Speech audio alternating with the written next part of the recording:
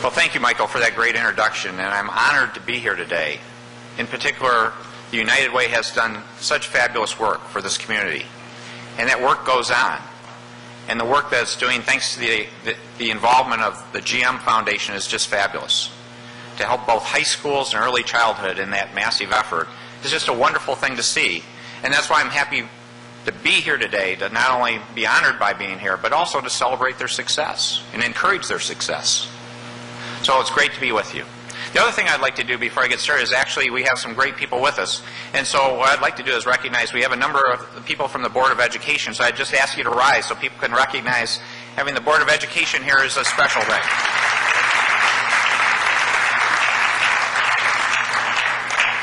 And then we have our State Superintendent with us, Mike Flanagan. So Mike, thank you. So that's the intriguing part. We have all the education experts in the front row, and I'm the person standing here. Just another thing I would mention, just to re-emphasize the importance of this issue, and it didn't happen today, but I had the opportunity to have someone come with me today on a job shadowing. And it just happened to be the perfect day for this topic. It wasn't geared for that, but my daughter Kelsey today is joining me on the trail.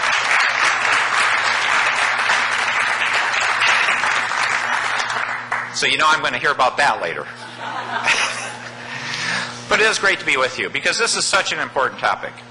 And one of the first things I would say is we all know the importance of our children for our future. But in addition to our children, we have great people in our educational system. We have great teachers. We have great administrators. We have people that have committed their life to making a better lives for our children in the state. And that's a wonderful thing. But the challenge is we have a broken system. And we need to address that system in a positive, constructive way, in a way of partnership, of working together to make that system work better. And it wasn't out of malice this system became broken. It was natural evolution. And I think it's important to remember that. If you go back and look at our educational system, you go back to the one-room schoolhouse, it was an agrarian society. It basically said, let's do the grammar school, let's have the one-room schoolhouse, let's have that long summer vacation so the kids can get out and bring in those crops. And then the world evolved. And we did evolve with it. But what happened to the next level? So we came to the last century and we said, okay, we're no longer working on the farm, we're working on the assembly line, particularly in Michigan. That became the career path. It's how do you get the job on the assembly line? And so the benchmark for success in our educational system is how do you go through K through 12 and get that high school diploma? How do you get that high school diploma and have that huge party then to say you are now prepared for life? That worked really well for some time. But again, the world has evolved. And now we're in a position to say we're in an age of technology with advanced manufacturing. Where to say if you're succeeding, if you're going to be prepared for a 21st century career, neither one of those things is good enough. That you have to have those tools to go out and succeed. And that's where we're at today. Is we are at that next inflection point to say we need to move from that attitude of saying the high school diploma was good enough because it got you to the assembly line to saying we need that additional support. That proficiency, that competency, that ability to go off with 2 years or 4 years, whether it be a degree or certificate, to say we can succeed in the world of the future. And that's what this is all about today. So I appreciate you being with me. And to do that, we have to make a lot of change. And what I can tell you in my experience as governor already is change sounds really good until change comes. And then people tend not to like it. The issue here is how do we overcome that initial reaction? To say how it affects us, but to say how will we all win together for the long term and how can we do this together for long-term success? And that's what I'm excited about, and that's what we're focused on. So with that, let me get started on a lot of these points because I actually have papers with me. I normally don't because of the depth and breadth of the reforms we're talking about. There are so many important things, and I can tell you this is not all inclusive. There are other things I wish we would have put in here that we need to think about for the future, but this is a strong starting point. This does set the foundation for the reinvention of Michigan's educational system. So one of the first things we need to do is recognize where we're at. I'm the relentless positive action guy, but I think it's important to set a point of reference about where we stand, and you'll see some of that on our dashboard. But to give you a few statistics to show where we're at. If you look at our 4th, 7th, and 11th graders and how they performed on tests, less than 50% of them are proficient in writing. Think about that, less than 50% across those 3 grade levels. To give you another benchmark, we looked at 4th graders and 8th graders because there were good test results there in both math and reading. The range of our scores compared to the 50 states, the highest score we had was we ranked 33rd. Our lowest score was 39th. That's not acceptable. And then you continue on to look at saying, are kids ready to go off to college? Using the ACT and college readiness scores, our percentage in the state, statewide, is 16%. Even more tragic, when we looked at it on a per school basis and said, the kids that took the ACT and asked, did they pass all the different subject matters to say they were proficient for college, we had 238 schools where the proficiency percentage was 0. 0. That number should be 100%. That's a broken system. And we do invest in our system. To give you one benchmark there in terms of our per pupil spending compared to the other states, we actually rank 21st. We have many of the resources we need. We have the talented teachers. We have the talented administrators. But we do need to get refocused on results. And that's what this talk is all about. To move to a results-oriented system of growth and proficiency for our kids. Let's start with early childhood, because that's why we're here in this particular place. And it's great to be here. Early childhood, one of the keys to success is what we heard about already, is public-private partnerships. How do we bring people together to succeed? And that's where the United Way with the GM partnership has been so effective. But we need to continue that, and at the state level we can do a better job. So one of the things I'm planning on doing is issuing an executive order, where basically we're going to consolidate our early childhood efforts into an Office of Early Childhood, a great start office in the Department of Education. Because one of the problems we have, it might amaze you, is we actually invest a reasonable amount in early childhood. We need to do more, but the way we do it is we actually have 84 separate funding streams for early childhood. That is not the path to success. So the idea here is to create an office where they can coordinate and act as a clearinghouse for those various streams. To say, let's do it in a rational, thoughtful fashion and deploy those resources in partnership with the private sector, the nonprofit sector, to do better work. And we're going to do that not just with this office, but to coordinate with the Early Childhood Investment Corporation, who has done some good work. We actually want to work with them to upgrade their role and mission to be even more effective than they've been in the past. So in early childhood, there's a great opportunity, because if we don't give these kids a great start, they don't have a fair shot in the rest of the system, or they're caught behind. So we have to make that happen, and we will. Now let me talk a little bit about going into K12 and higher ed. One of the keys there is to get a performance-based system of schools, about results. And one of the ways to do that, and it's not the starting point, but it's a way to encourage positive activity, is how we fund from the state level.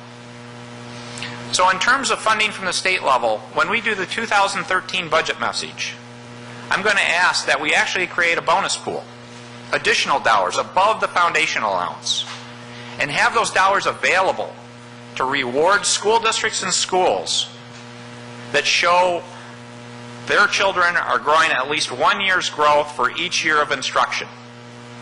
To literally say, for those kids that are showing that growth, there are additional bonus dollars available to encourage people, the districts, the schools, to really emphasize it's about showing that growth in 1 year.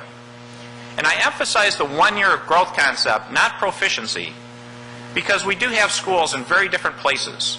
And I don't believe it would be fair to do it on proficiency. It should be about why you're in that school. Are they successful in helping you grow at least 1 year for the time you were there? For some of the most disadvantaged, hopefully they have an opportunity to grow far more than 1 year because of great teachers and great systems. Now, to go with that, we're also going to encourage the same best practice methodologies we've used in the municipalities for 2012, carry it to 2013. So when we do look at foundation allowances and such, we are going to be asking questions about cost containment, about 80-20 on medical insurance premium sharing going forward. And we're going to ask for accountability and transparency, the dashboard concept. Every school district, every school should have a dashboard to show the metrics and measures so people can measure success in an easy fashion. Now let me get to some specific things relating to our schools. One topic that comes up quite often is the subject of charter schools. Because they play an important role in our educational system today. They've grown, they've flourished in many respects, but there are still issues we need to address there. So 2 or 3 points on charter schools. One is I'm still a strong advocate of public education. So when you talk about charters, I think we need to be thoughtful about the role they play. So I'm not going to talk about eliminating the cap on charters. What I am going to propose, though, is we do take the cap off for charters in school districts with a failing school. So in those geographies, in those districts with a failing school, we will propose legislation to remove the cap on charters. The second thing we're going to do is encourage high-performing charters and actually start holding charters to the same standards as public schools and make sure it's a level playing field. But also recognizing that there are cases where we have good charter operators that could run more than one school. And currently we have a system where basically you have a board per school. We'll propose legislation to allow the top performing charters to operate more than one school, to give more flexibility for the people that are successful to go out and replicate that model to do even more good work. Another thing we're going to do at the district level, and I'm sure this will generate some attention and some follow-up, is we have our intermediate school districts playing a large role in our state. And it's largely an unknown role. So in some ways I want to highlight the role of the ISDs and bring more attention and visibility to the role they play so we can have a thoughtful discussion over time about their role in the system. Because I think it's something that we should all be thinking about for the long term. But in the intermediate term, what I'm going to suggest or recommend take place is that ISDs will be allowed to bid for any non-instructional service in any school district. That literally they can do consolidation opportunities, cost containment opportunities by providing services to a group of school districts. Now, to be fair about it, we have some great school districts out there. So if we're going that direction, I also believe it's fair to allow any school district in an ISD's area to also say they believe they can do it better than the ISD, and they can bid to provide the service the ISD is doing, to create a fair competitive model where people have the opportunity to show the best results. That will be something for the following school year, not this school year. One other thing that I think is important in terms of legislation for our school districts, though, that some school districts are doing a good job, is school safety. So another piece of legislation we're going to ask for is anti-bullying legislation. 45 states have it in place. I believe Michigan should have it, and we should have it applied to all our school districts, because having a safe environment for our children is critical. Now, in terms of more of the students themselves, a concept we want to share with you is something I call anytime, any place, any way, any pace, to create a much more flexible educational process, to literally say who really matters here are the students, and how do we create the most flexible environment for them to succeed. And to get away from the traditional structures of saying you have to be in that seat for that many hours or that many days or that many formats, which has worked well, but let's recognize we're in a technology age. And there are new models involving online resources, technology resources, practical models to get people out of the classroom, these kids out of the classroom, and recognize innovation and creativity in educational models. And so this is to say we're going to come up with a system to minimize those restrictions when people come forward with plans that are based on proficiency and results, to show there are other models to do new ways to do things that are really creative. And that those dollars should funnel that particular student. So it's not just going to the district. Those dollars would follow the student to help pay for that innovative opportunity. For example, there could be virtual schools to allow kids the opportunity to get their education that way. And for kids that don't want to look that far out or that innovative, we want to create an opportunity, and we're going to ask that there be put in legislation an opportunity for at least every student to take 2 classes online, where there's a good product available, a suitable product available, that those dollars would follow that student to create that environment for success in terms of online learning models. One other thing that goes with that too is the topic of schools of choice that relate to giving kids flexibility. Currently we have a system where many districts allow school choice. There are some school districts though that don't allow non-district students to attend. I don't believe that's appropriate. I believe if they have space available, and they've made it clear they have space, after they take care of their in-district needs, they should be open to taking kids from other districts. And they shouldn't be able to say those kids can't come. And to the degree those kids want to go and there are too many kids, we should do a fair lottery system or some unbiased system to say who has that opportunity. Again, more flexibility. Anytime, any place, anywhere, any pace. Part of that gets to the other subset of that ties into higher ed. Something I call, and you'll see in the speech, is called degrees matter. And this is the opportunity that says, for kids that are doing really well, starting in 9th and 10th grade, shouldn't they have the opportunity to attend college if they're prepared? Shouldn't they have the opportunity to test out and move quicker through the system?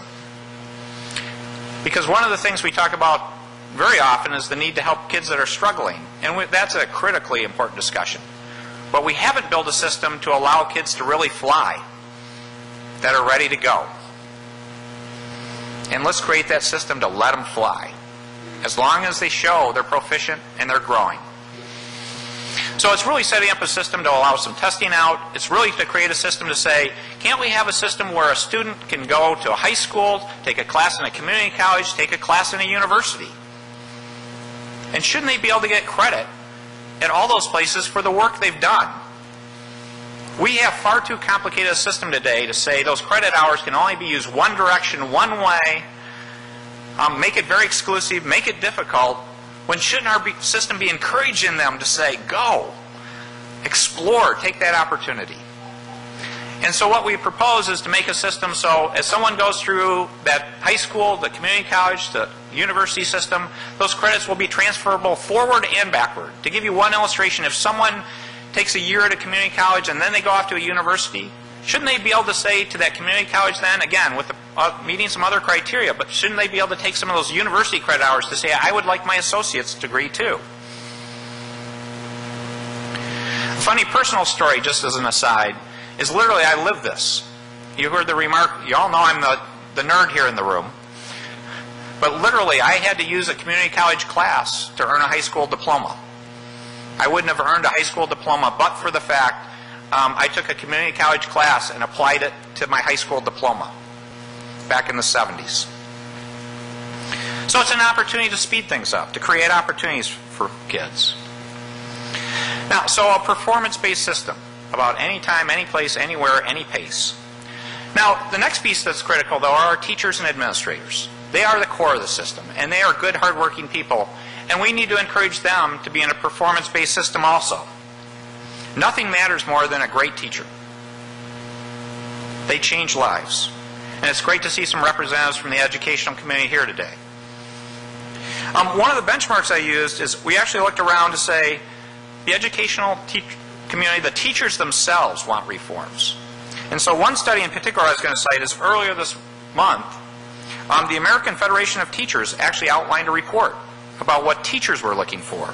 And to give you an idea, some of the criteria they had in their report were regular feedback on their effectiveness, fair, rigorous, and meaningful evaluations, pure learning and shared practice, recognition and reward for high performance, and intelligent use of technology to enhance performance. I believe the teachers are with us on this in terms of believing we need performance-based teaching. That's why I'm calling for a series of steps to address great teaching. First of all, on the preparation of teachers and the recruiting of teachers. And I'm glad the Board of Education is here. I'm actually calling on them to help work together with the state superintendent and working with our universities on improving their teaching programs to be geared for the 21st century in terms of an opportunity to say, what do you need to do to earn a teaching certificate, and are you really ready to go into the classroom? To actually raise the bar for certification tests for teachers. And to help assure that we come up with assessment tools in our school districts to measure teacher effectiveness and performance and competency. So there's a whole series of steps there that start with our teaching universities, going into the districts themselves, to say there are improvements that I believe I've gotten good feedback from our educational community that we can make working together as a team to improve the things we're doing. One of the keys, as I mentioned, is the teacher performance assessment. To have it based on student growth, a major piece of it on student growth and achievement. Another thing we need to look at, though, are allowing alternative teachers. People that have different backgrounds, that didn't go through a traditional teacher track, to give them an opportunity to succeed in the classroom. And one of the key areas that we need this in is science, technology, engineering, and math. We need more people teaching those courses. So I encourage the Board of Education to look at ways that we can have people with different backgrounds have the opportunity to come and teach, but they do need to meet those same standards of competency and performance to allow more flexibility to get those people in the right places. Now, one of the other challenges we have, not only about recruiting and preparing our teachers, is we have too many teachers drop out from teaching. About half our teachers drop out after 5 or 6 years of being in the profession. We need to keep more of those people in the teaching profession, and we need to create an environment to allow that success to happen. So one of the things I'd like to see is really to get more performance recognition in terms of their compensation systems. We need to start looking at the question and evolving our system from one that's largely been geared to degree attainment. You get a master's degree, you get additional compensation, or based on your longevity, you get more compensation, to one that takes into account performance.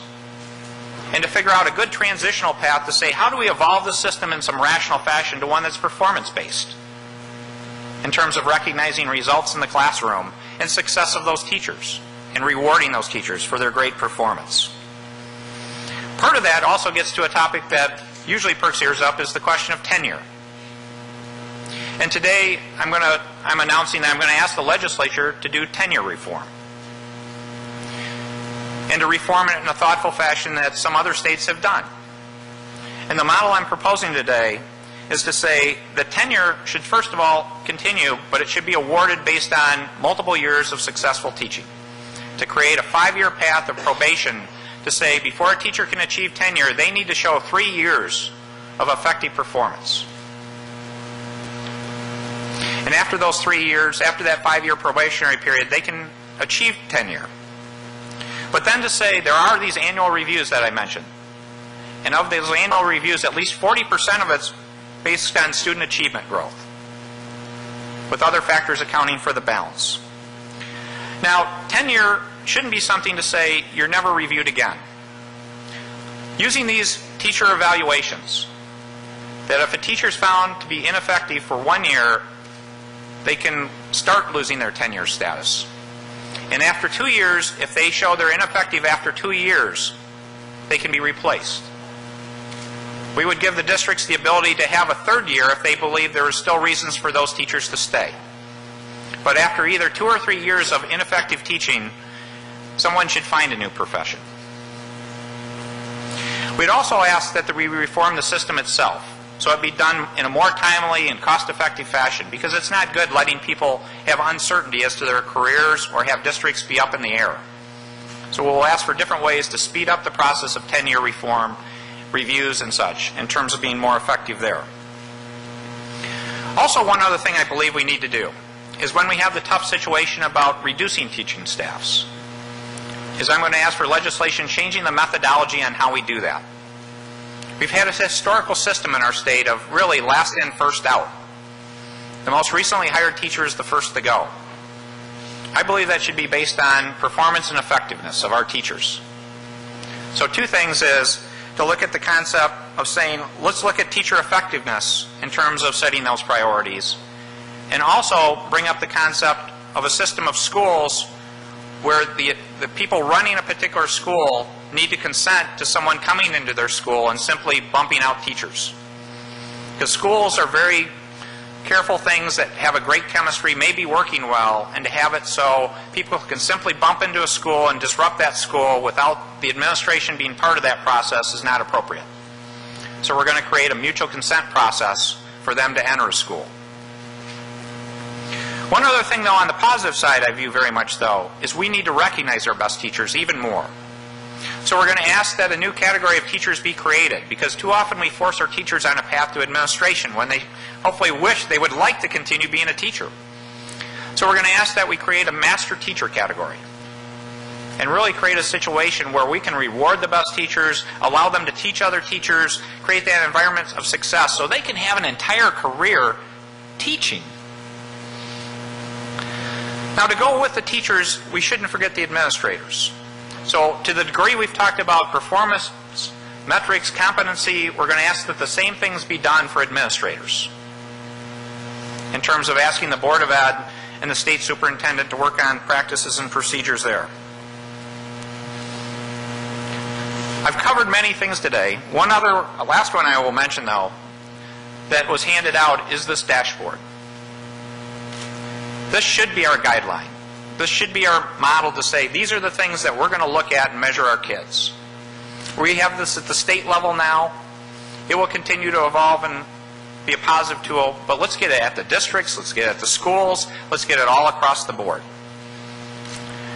Now, in conclusion, I'd like to cover one other survey thing to say it's not just about teachers, administrators, and the system. It also involves our parents and our communities. And it's great to see it here, because I was going to cite another study. In 2009, 2,835 parents of school-age children were asked the following question. What one thing would you do to raise the graduation rate at your local high school? You know what the number one answer was? I don't know, or nothing.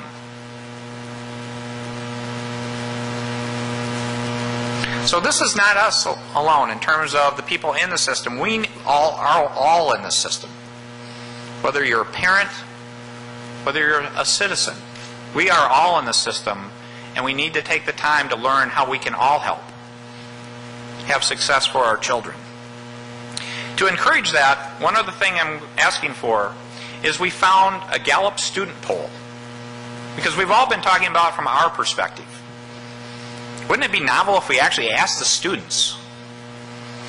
And so we found a tool to say, let's go survey our students. It's about a 10-minute poll. Gallup has done this successfully around the country. And to do a survey of all our students about how they feel they're doing, about what they need, about how they're succeeding or not succeeding. Very simple poll. So in addition to parents, let's get the kids involved in this. We're all part of this. And to summarize, I've covered a lot today, and there's even more in the paper. I have not covered every specific point, and there's elaborations on that you feel free to follow up on. I am asking a lot from the school board, the Board of Education. I appreciate that. I believe we've had a great relationship and dialogue. I hope you're supportive of the items we've talked about. Mike Flanagan's been fabulous, but it comes about all of us working together. And I would reinforce the fact that when change comes, a lot of people won't like change. That's human nature. But let's step back and say, there's no blame to be laid here. This is not about blame. This is not about picking fights. This is about solving a problem. And when you have 16% of your students college ready, we've got a lot of room to solve a problem in. It's about moving from that one-room schoolhouse to that system that's then said you're ready for the assembly line, to saying now, and with urgency, with passion, with fire and excitement, let's move to a system to prepare our kids for the 21st century. I'm excited for this opportunity. I believe most of us are. Now let's just go get it done. Thank you.